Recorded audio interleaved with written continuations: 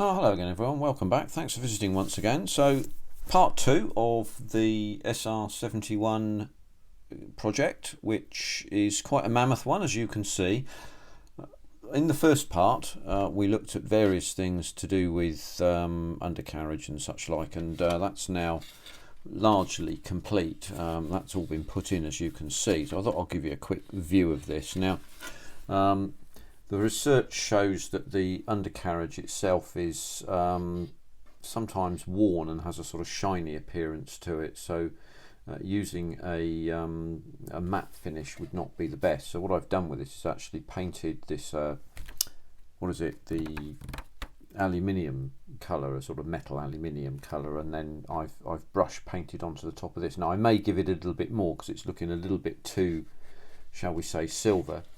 I've done that on both sides. This is the hinge section which the undercarriage door sits on. That one broke off, and I have it here in a safe place because I'm not going to put it on. So I would say that you do need to be a bit careful with that when you're doing that.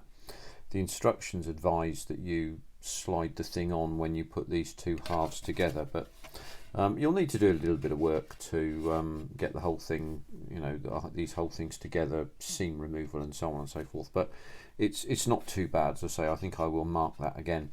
Now, if you're doing a museum piece with undercarriage type of bits and pieces, you'll need to paint this a sort of clear red colour over the top of the silver colour or the metal colour, the chrome colour, and that's the same for the outer section of this, because there's a cover that goes over when it's in a museum. Now I'm not doing a museum piece, so I'm going to do it according to Hoyle, as it were, so that's that part of it. Front part is also done here in that sense. Of course, when I come to paint this, I'm going to have to mask it, of course, but there we go. It is what it is. Here's the very sensitive sections that you can see there. They need to be painted a dark colour. I've used gunmetal, not dark iron. No, I use metallic grey, I lie. And you can see what that looks like there. That doesn't look too bad, all things considered.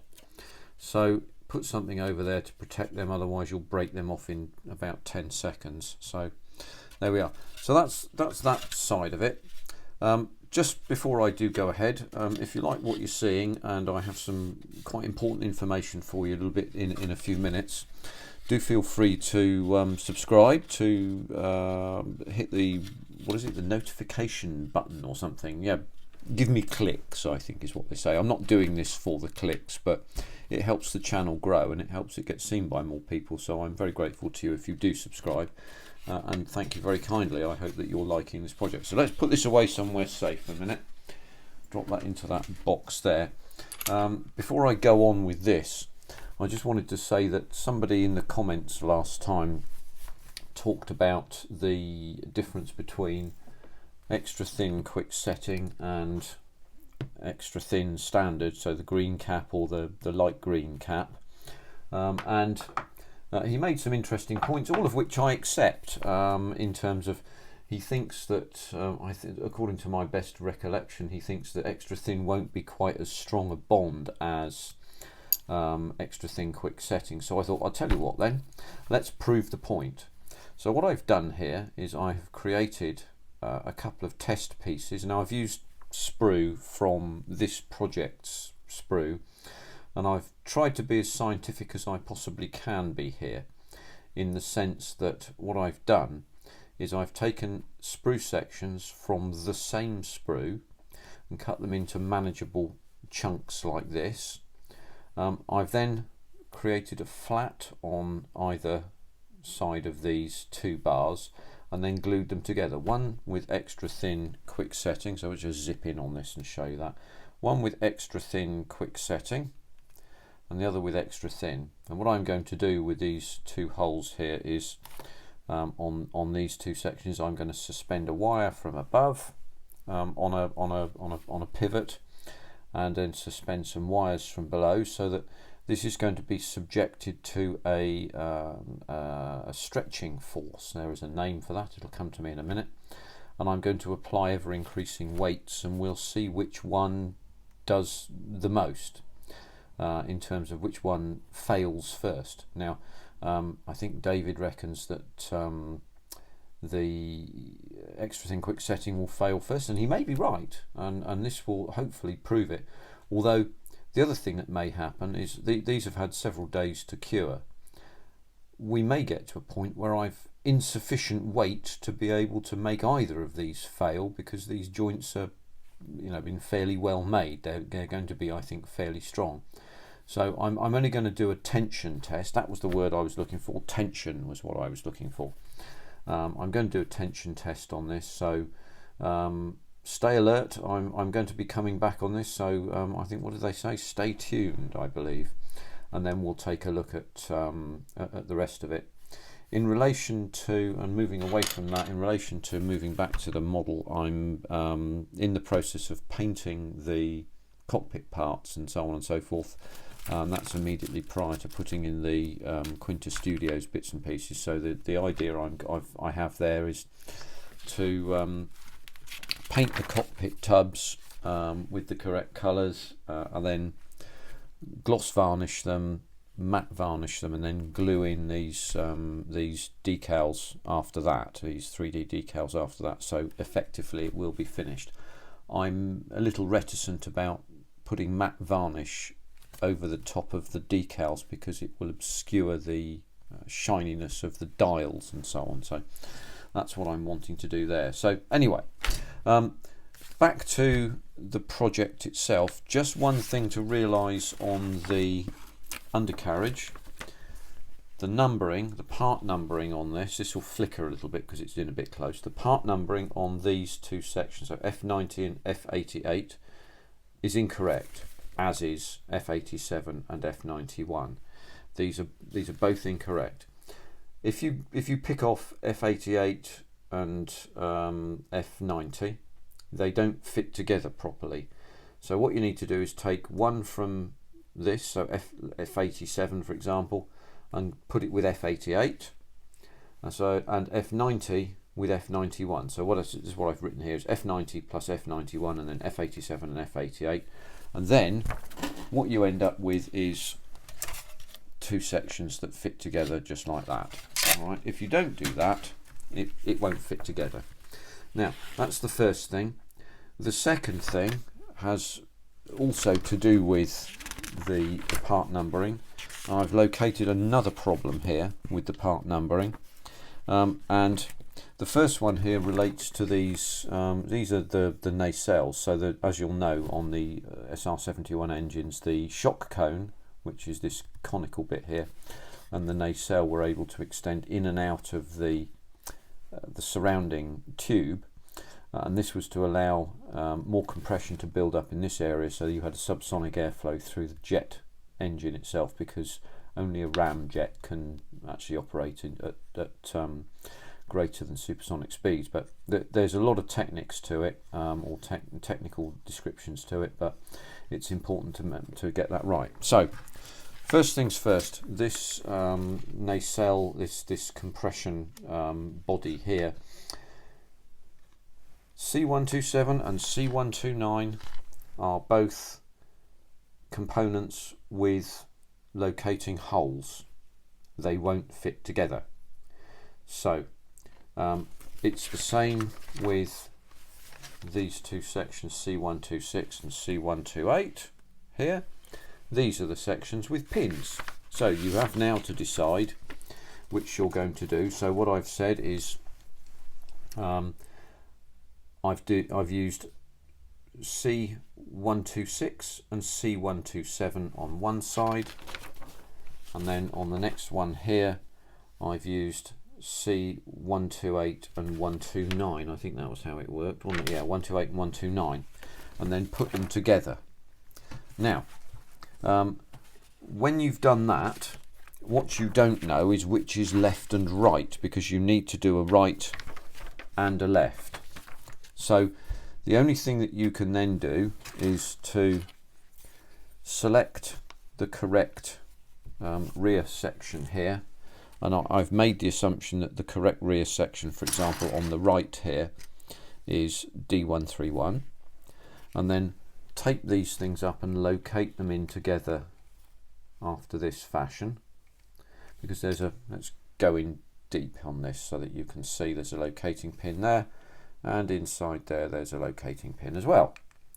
So you can put that in there like that, and then you've got this stood up. So let's just zero back out again so that you can see what on earth's going on.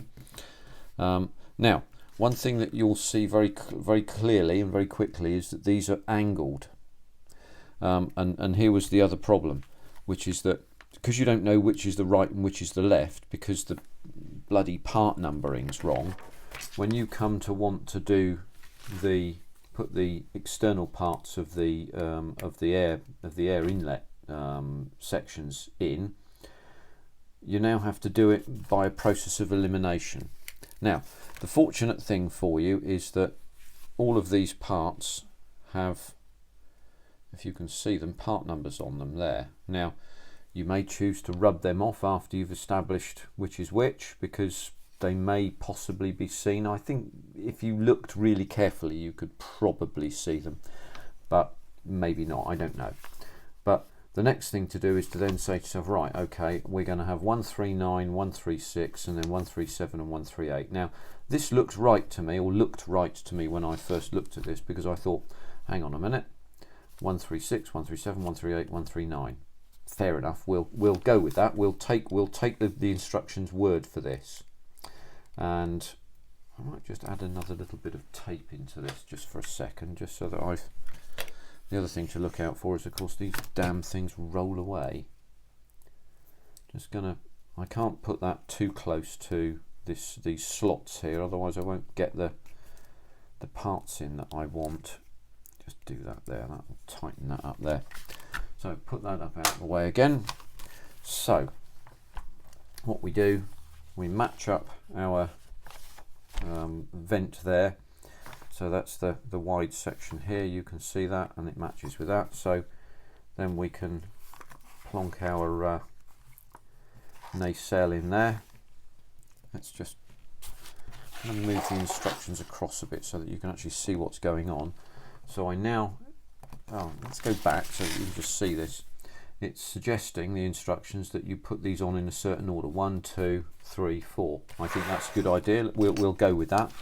I'm not going to argue with that. So I want part number 136, and as luck would have it, there is my part number 136 there.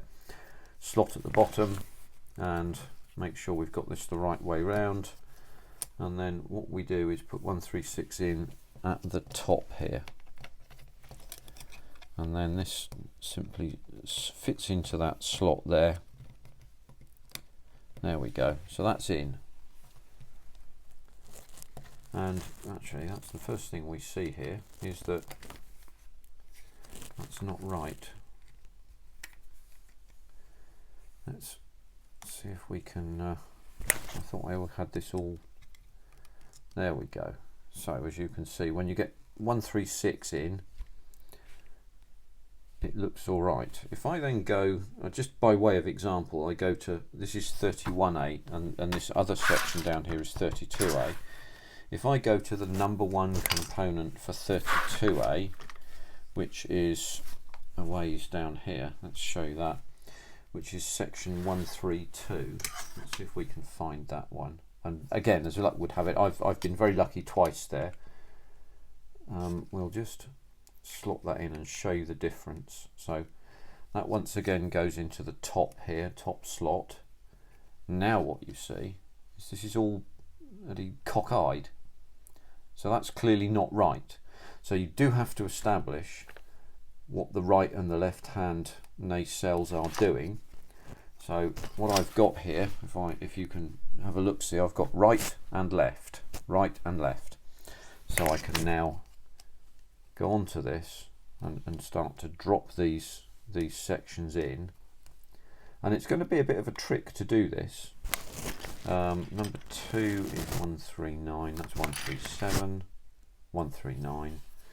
So you then drop 139 in there onto its little slot. There we go.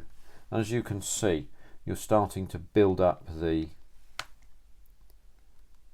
circular section here, and you can see the flutings in there and so on, and you won't be able to see very much through that, to be honest with you, but there'll be something visible.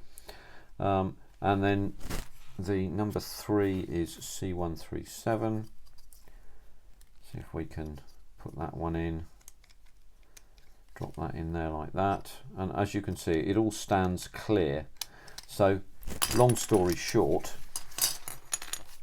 as long as you get this nacelle correct, everything should go in okay. So the right hand nacelle is 128 and 129, so we'll just write that down here, 128, 129, and then the left hand ones are 127 and 126, so we'll just write that down there, 127 and 126. So you've got that there, so you can see that, and then you're in a position to be able to finish this up properly and make certain that that's okay. The later sections of this are relating to the flame holders. So this is the flame holder at the back. This is the rear end of the jet pipe.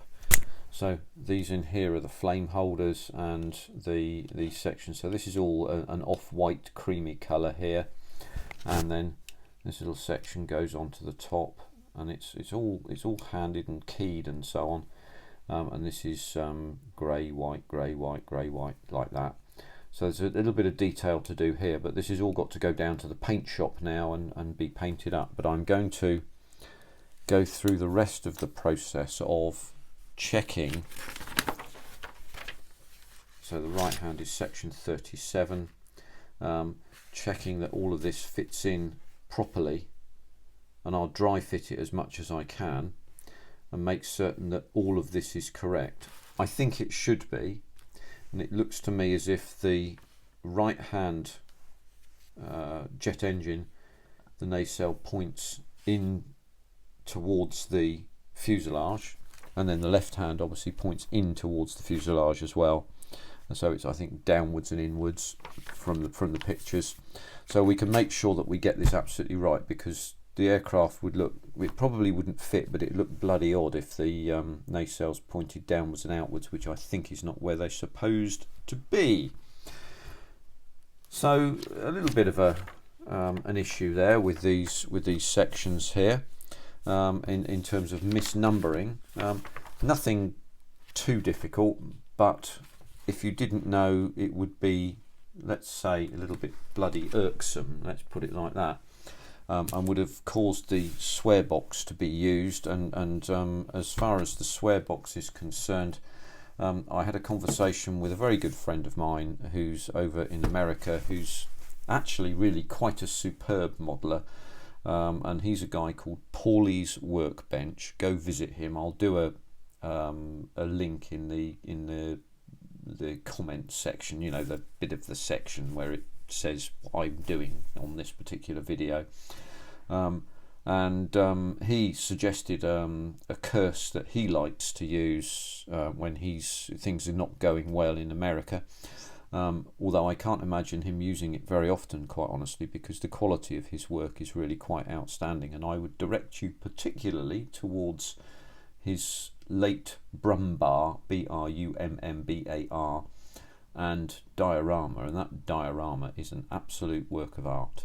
Go and look at Pauly's Workbench, and his word was, well, it was that, motherfucker. I don't know quite how many dollars it's going to cost us to say that, but that was something he's added to the swear box, so I'm very grateful to him, also to people like Finsbury and Owen, and to Boldly Go, and you know, Nigel's modelling bench, Chris Rallycar, and so on and so forth. So look, thank you everybody very much. That was a quick video today on part numbering in this excellent Revell kit. The fits, by the way, seem to be pretty good so far. I don't think there's too much problem here. I mean, this is taped together, and I may do some seam removal on that, probably will in fact. But all of that's got to go down to the paint shop and so on, so I'll do another video in a little while hopefully, and we'll get some more information out there to you so that you can see a little bit more of what's going on. So look, thanks very much indeed for your time today, much obliged to you, and we'll look forward to seeing you on the next one. Do leave a comment if you've got anything to say. Happy to interact with you, happy to speak to you, and it's always a pleasure to do these. See you on the next one. Take care everyone, bye for now.